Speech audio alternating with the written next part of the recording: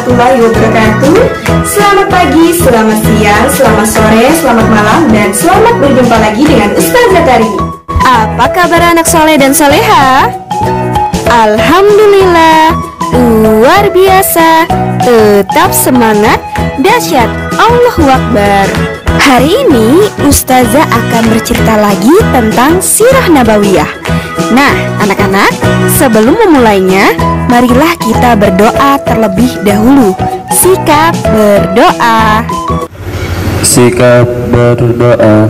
Angkat kedua tangan, tundukkan kepala, pejamkan mata, berdoa mulai. Bismillahirrahmanirrahim. Rabbi zidni ilma warzuqni fahma. Amin. Bismillahirrahmanirrahim.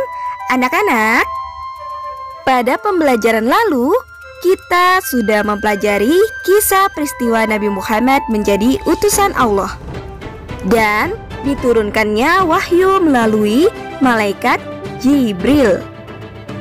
Anak-anak, masih ingatkah kalian siapa orang pertama yang mengatakan kepada Rasul untuk bersedia masuk ke dalam Islam? Ayo, siapa? Gimana? Ya benar anak-anak, Bunda Khadijah. Bunda Khadijah adalah orang pertama yang menyatakan diri sebagai orang yang mengimani Rasulullah. Kemudian disusul oleh Ali bin Abu Thalib dan Zaid bin Harisah. Nah anak-anak, pada hari ini kita akan mempelajari kisah keislaman sahabat Rasulullah dan kaum muslimin awal dengan submateri. Yang pertama, keislaman Abu Bakar. Yang kedua, keislaman Utsman bin Affan. Yang ketiga, keislaman kaum muslimin. Keislaman Abu Bakar. Abu Bakar bin Abu Quhafa dari kabilah Bani Taim adalah sahabat Rasulullah sejak zaman sebelum Islam. Abu Bakar memiliki sifat yang jujur dan dapat dipercaya. Itulah mengapa Rasulullah sangat menyukai sahabatnya itu. Pada suatu hari, Abu Bakar mendengar desas-desus tentang Rasulullah. Beliau segera keluar mencari sahabatnya itu. Ketika mereka bertemu, Abu Bakar bertanya kepada Rasulullah, "Wahai Abu Qasim, ada apa denganmu? Kini engkau tidak lagi terlihat di majelis kaummu. Dan kudengar orang-orang menuduh bahwa engkau telah berkata buruk tentang nenek moyangmu, dan masih banyak lagi yang mereka katakan kepadaku." Hiropedia Abu Qasim. Abu Qasim adalah gelaran yang diberikan kepada junjungan kita Rasulullah karena baginda mempunyai seorang anak lelaki yang bernama Qasim. Akan tetapi meninggal dunia ketika semasa kecil. Rasulullah bersabda, "Wahai sahabatku, aku adalah utusan Allah. Allah mengutusku untuk menyampaikan risalahnya. Dan sekarang aku mengajak kamu kepada agama Allah dengan keyakinan yang benar. Demi Allah, sesungguhnya apa yang kusampaikan adalah kebenaran. Wahai Abu Bakar, aku mengajak kamu untuk menyembah Allah yang Maha Esa, yang tidak ada sekutu baginya, dan janganlah menyembah kepada selainnya. Dan untuk selamanya, kamu taat kepadanya." Anak-anak ustazah, Rasulullah memperdengarkan beberapa ayat Al-Quran. Selesai Rasulullah berbicara, Abu Bakar pun langsung memeluk Islam.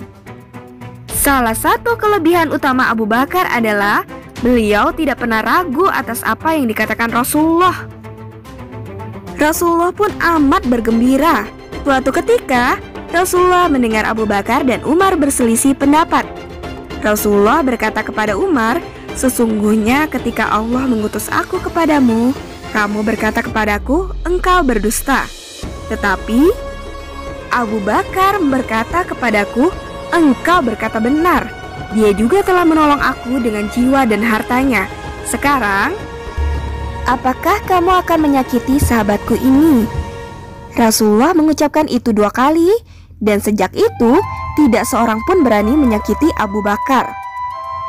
Abu Bakar segera mengumumkan keislamannya itu kepada teman-temannya.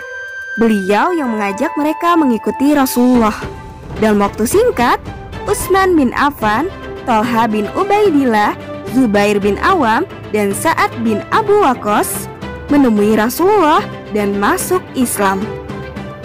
Nah anak-anak, lalu bagaimana kisah Utsman bin Affan masuk Islam? Keislaman Utsman bin Affan.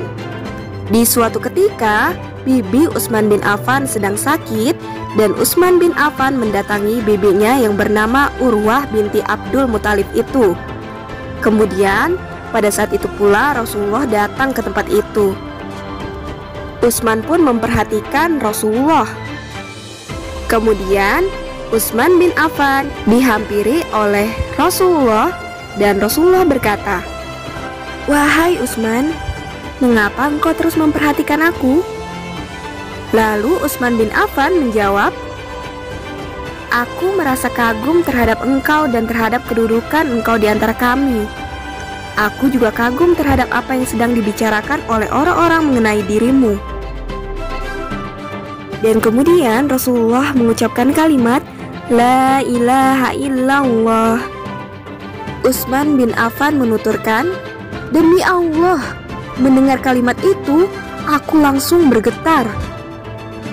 Lalu dilanjutkan Rasulullah dengan membacakan ayat, "Dan di langit terdapat sebab-sebab rezekimu, dan apa yang dijanjikan kepadamu.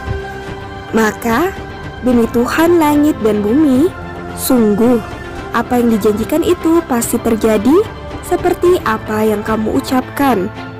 Quran Surah Az-Zariyat ayat 22-23. Setelah membacakan ayat, Rasulullah pun berdiri dan pergi keluar, diikuti oleh Utsman bin Affan.